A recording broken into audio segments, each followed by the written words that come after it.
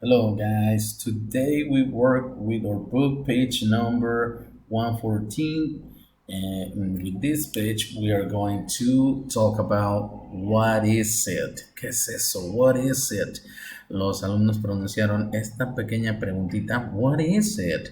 Y contestaban acerca de estos dibujos. It's a car. En este caso hicimos este de aquí. It's a bee. ¿Ok?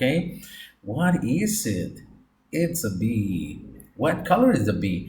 Ok, pues nosotros coloreamos esta abejita yellow and black.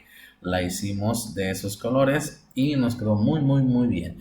Bueno, estuvimos practicando entonces esta palabrita, our drawing and the answer. It's a bee, it's a car, y por ahí completamos algunas otras oraciones como estas. What is it? ¿Qué es eso? It's a car. What is it? It's a bee. ¿Ok? Bueno, esto fue lo que hicimos el día de hoy. Si no asistieron a clase, recuerden, por ahí me pueden mandar la actividad en Classroom o en WhatsApp, como ustedes gusten.